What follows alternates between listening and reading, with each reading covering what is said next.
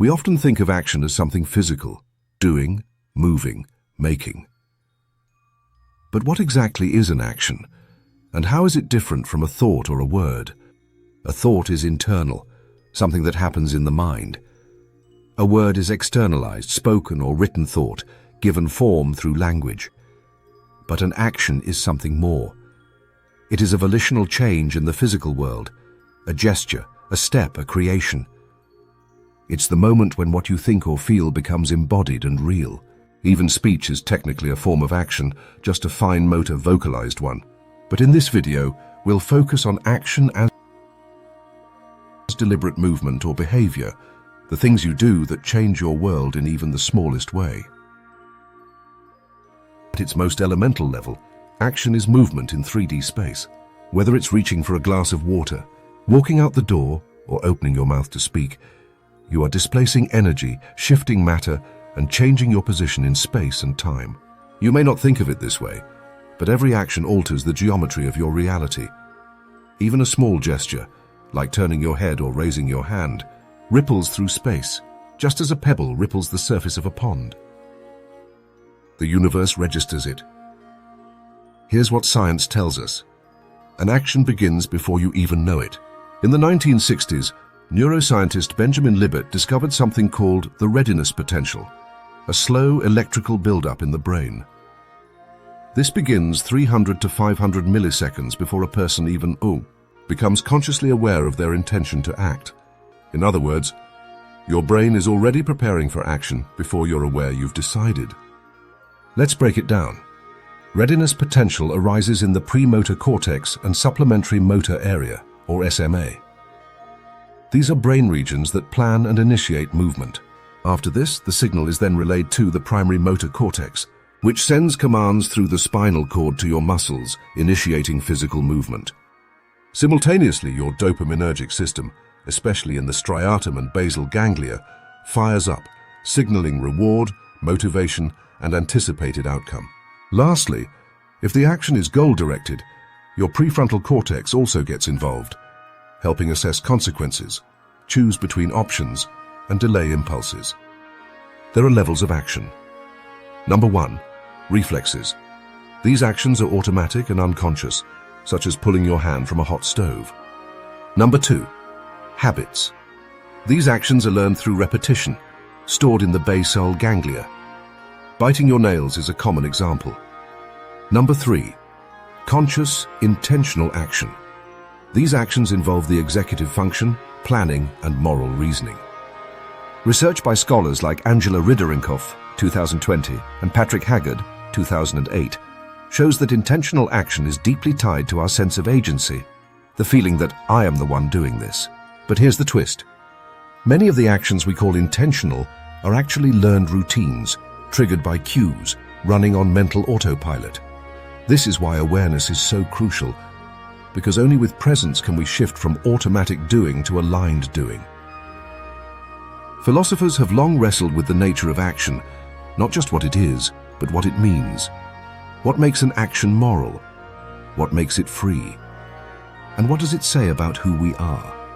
In ancient Greece, Aristotle made a profound distinction between two kinds of doing. Hypoiesis, action aimed at a goal, a product, an external result. This is making, producing, accomplishing. Praxis, action that is done for its own sake. It is not about outcome, but about being in alignment. Praxis is meaningful action. It's alive. It's self-expressive.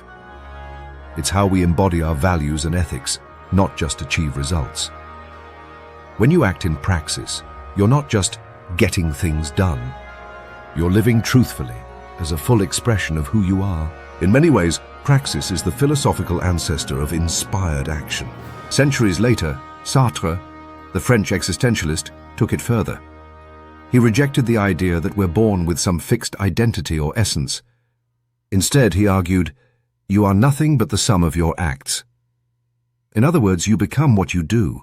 We might claim to be generous, courageous, or kind, but unless those traits show up in our actions, they remain theoretical. For Sartre, freedom wasn't about what we felt. It was about what we chose to do, especially when the world offered us no guarantees. Action is not just the expression of freedom, it is how we create ourselves. The mystic philosopher Simone Weil took a quieter approach. She said, "Attention is the rarest and purest form of generosity." To Weil, action without attention is hollow. True action begins in stillness, with full presence and regard for what we are doing and for whom. Whether it's listening, serving, helping, or even just being with someone, it is our attention that gives the action its meaning. This is echoed in contemplative traditions. A small gesture, done with love and awareness, carries more power than grand acts done in distraction. So what do we learn from these philosophers?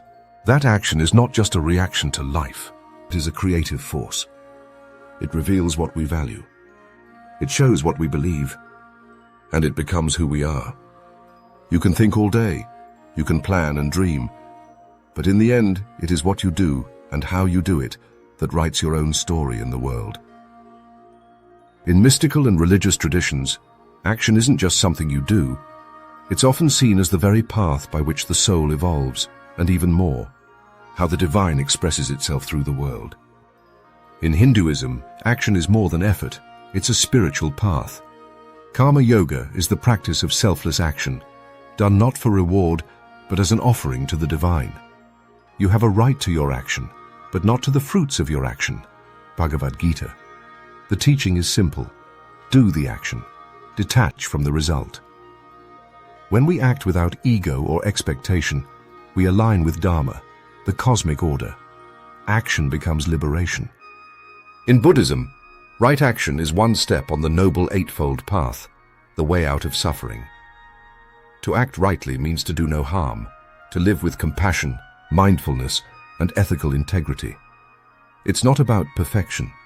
It's about awareness, choosing each step carefully, with the intention to ease suffering, not cause it. Every action becomes a mirror. Does this bring more peace or more pain? The Christian tradition holds action as essential. Faith without works is dead. James chapter 2:26. Belief alone isn't enough. It must be embodied, lived out in real choices such as helping your neighbor, feeding the hungry, forgiving even when it's hard. In this view, action is love in motion. It's how the teachings of Christ take form, not just in thought, but in deed. In Taoism, the concept of Wu Wei is often misunderstood as passivity, but it's actually a form of effortless action, flowing with the Tao, or the natural rhythm of the universe. It's not about doing nothing. It's about not forcing what doesn't want to move. A leaf floating downstream doesn't struggle. It flows, adjusting its path, moving in harmony with what is. Wu Wei teaches that the most aligned action often feels like no effort at all. In Sufi Islam, action becomes remembrance. Every breath, every step, every spin is a way to reconnect with the divine. The famous whirling dervishes don't dance to perform, they dance to pray, to dissolve the ego and become a conduit for divine motion. Even mundane tasks, sweeping, walking, cooking, can become sacred when done with presence. In Sufism, action is a rhythm that echoes the One. It's not just what you do, it's how you do it, and who you're doing it for. Together, these traditions remind us, action is not separate from spirit. It is one of its purest expressions. Whether you act with stillness, strength, surrender, or service, you are not just moving through the world, you are shaping it. You are revealing something sacred through every gesture. All actions aren't equal. Here are 5 archetypes of action we encounter. Number 1, inspired action. It flows, it's intuitive, often quiet but compelling. Number 2, resilient action. Are actions taken despite fear, fatigue, or doubt. Number 3, reactive action. Occur when one is triggered, emotional, and are often habitual. Number 4, embodied action. Are actions rooted in the body's wisdom, felt, not forced. Number 5, ritual action. Symbolic, sacred. Lighting a candle, writing a name, kneeling to pray. Some actions arise from alignment, others from urgency. But all create ripples, whether we intend them to or not. Sometimes, the most powerful action is no action at all. We live in a world that worships movement, hustle, grind, push. We're told that success is a matter of effort and that stillness is a sign of weakness. But what if always doing is not always progress? Think about it. How many people do you know who are always busy, always trying, always exhausted, and yet still feel stuck? That's because movement is not the same as momentum. You can work hard and go nowhere if your actions are disconnected from wisdom, intuition, or purpose. Sometimes we act from panic. I need to fix this now. Pride. If I stop, I'll look like a failure. Pressure. Everyone else is doing more than me. But these are not the kind of actions that lead to transformation. These are the actions that burn us out, lead us in circles, and keep us from hearing what our life is really asking for. Just like the Wu Wei concept in Taoism discussed earlier, inaction doesn't mean passivity. It means allowing right action to emerge naturally, without force. It's about cooperating with the flow of life, not dominating it. When we rush into action to avoid uncertainty, we often end up making things worse. But when we pause, listen, and wait for the inner or outer conditions to align, we often find that the right next step reveals itself. Nature does not hurry, yet everything is accomplished. Lao Tzu. There's a difference between avoiding responsibility and allowing clarity to form. Inaction is not always fear. Sometimes it's wisdom. Don't confuse stillness with stagnation, but also don't let waiting become wasting. This brings us to procrastination, the art of delaying what we know we need to do. But not all procrastination is laziness. Sometimes we delay because we don't trust ourselves. We fear the outcome. We lack clarity on what the right action actually is, or because we are overwhelmed and our nervous system is protecting us. Psychologist Dr. Tim Pitchell says procrastination is not a time management problem. It's an emotion regulation problem. We avoid action not because we're lazy, but because we want to avoid discomfort. So what if, before pushing harder, you asked, what am I really avoiding? What am I afraid this action will bring up in me? Sometimes, inaction is not procrastination. It's gestation.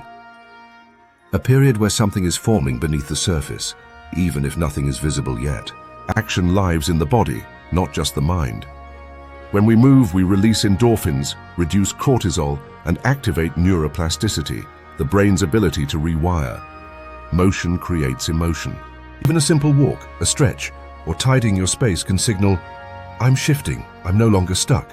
Your body holds wisdom your mind can't always hear. Let movement be the language of your next transformation. We often wait until we feel better to act, but it's often action that makes us feel better. Stuckness lives in the mind. But freedom begins with movement. You don't need a grand gesture. You need the next aligned step. Do it afraid, do it small, do it imperfectly. Action is how we break loops, build momentum, and become someone new. Action is more than output. It's alchemy, the transformation of energy into reality, of thought into matter, of soul into shape. Every time you take an action that aligns with your higher self, you become the bridge between the seen and unseen, between the divine and the mundane, between the you that dreams and the you that does. So, what is an action? Scientifically, it's a neural impulse, a muscle contraction, a shift in matter. Philosophically, it's the mirror of your values. Spiritually, it's the path by which the divine expresses itself through you, whether it's inspired or hard-won, whether it flows or must be fought for. Every action is a brushstroke on the canvas of your becoming, so move. Step forward. Reach out. Speak up. Begin. Because nothing changes until you do. If this video moved you, emotionally or literally, drop a comment below. What's one small action you're ready to take today? Like this video to support the journey. Subscribe to Luminate for more deep dives on thought, word, and energy in motion. Let's move through life, not just with intention, but with aligned, meaningful action.